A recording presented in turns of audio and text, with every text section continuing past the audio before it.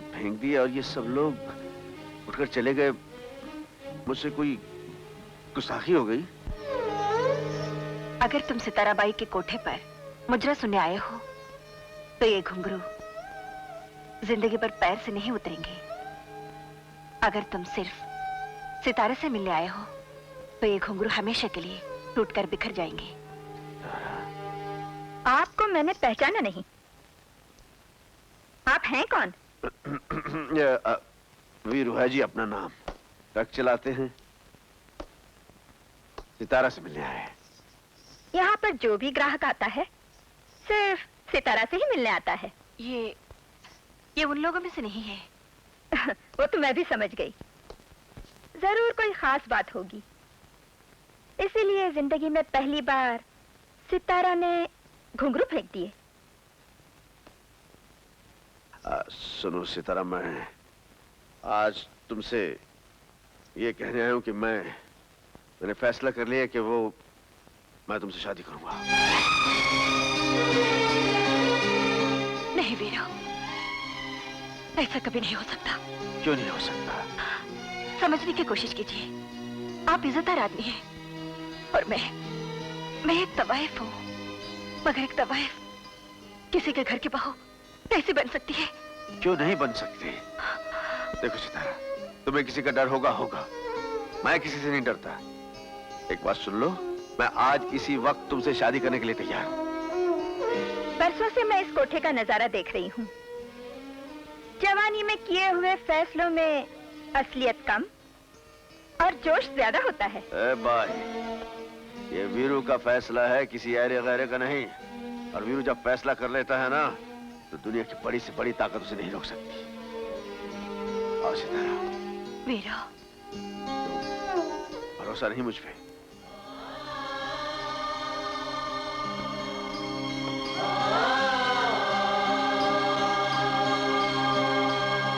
वाह वाह वाह, आज पहली बार इस कोठे पर कोई मर्द आया है। जब तुमने फैसला कर ही लिया है तो इसमें मुझे क्या एतराज हो सकता है? एक माँ के लिए इससे बढ़कर और खुशी क्या हो सकती है कि उसकी बेटी का हाथ एक इज्जतदार आदमी के हाथ में हो। मगर मेरी एक शर्त है। अब एक क्या, 1000 शर्त बोलिए जी आप। इसकी शादी पूरे रस्मों रिवाज के साथ होगी। बिल्कुल रस्मों रिवाज के साथ होगी जी। आप कहिए मंदिर, मस्जिद, गुरुद्वारा, चर्च, जहां आप कहें मैं आने के लिए तैयार हूँ। आप कहें तो मैं बारात लेके आपके कोठे पे आने के लिए तैयार हूँ। मैं भी यही चाहती हूँ। अपनी बेटी को पूरे शगुन के साथ विदा करूंगी। गल बन गई सितारा, जिसमें हमारी माँ खुश, हम खुश। अच्छा जी, चलता हूँ। अरे खड़े खड़े देख क्या रहे हो? लड़की भाग रही है, भगाओ।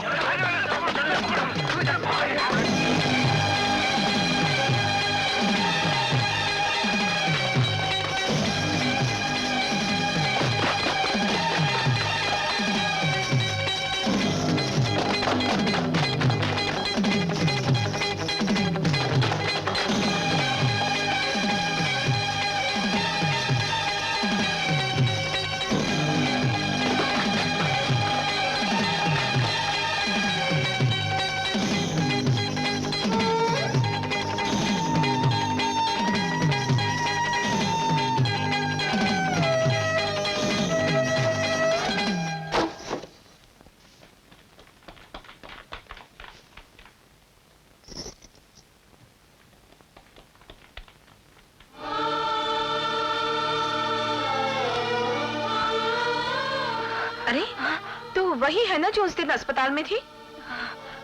इतनी रात गई यहाँ? क्या बात है, सब ठीक तो है? मुझे कुछ गुंडे लोग मेरे पीछे लगे हुए हैं। मुझे बचा लीजिए, मुझे बचा लीजिए माँ जी। तू फिक्र मत कर बेटी, ये कानून के रखवाले का घर है। किसी में इतनी हिम्मत नहीं कि यहाँ तेरी तरफ आंख उठाकर भी देख सके। मेरे बेटे को आ जाने दे, वो खुद तुझे घर तक छोड़ आएगा। मेरा कोई घर नहीं है। घर नहीं है? घर होता तो मैं अपनी इज्जत बचाने के लिए गलियों में ठोकरें क्यों खाती? मैं एकदम बेसहारा हूँ बाजी, एकदम बेसहारा हूँ। अरे, मेरे होते हुए खुद को बेसहारा कहती है पगली? इसे अपना ही घर समझ। चल अंदर चल। चल बेटी चल।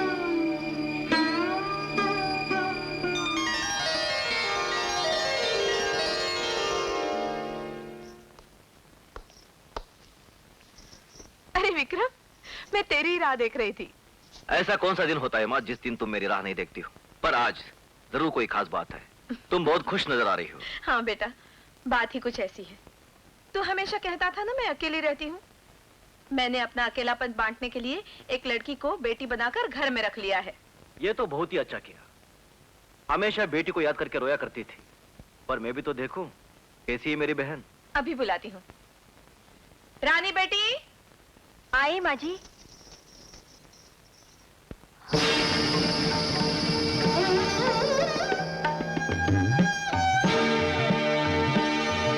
सितारा भाई, तुम?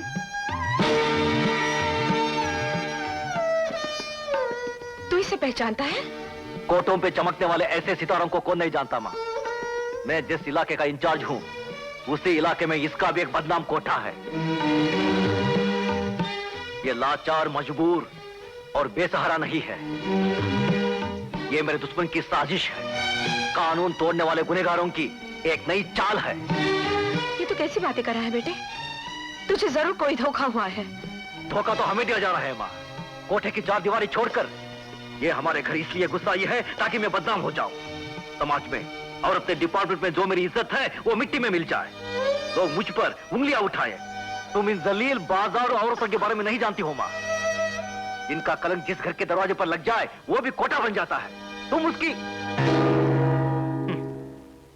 देख लिया माँ, सच का मुकाबला करना बहुत मुश्किल होता है। अगर वो इतनी ही शरीफ और सच्ची लड़की होती तो यहां से मुंह छुपाकर भागती क्यों? बेटा, कभी कभी तोहमत और लाचारी भी इंसान को भागने पर मजबूर कर देती है।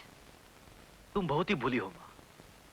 हमेशा सच्चाई और नेकी के रास्ते पर चलती रही हो ना, इसलिए झूठ के पर्दे के पार नहीं देख सकती। भगवान जाने क्या सच है क्या झूठ। बेटा कहता है तवायफ है,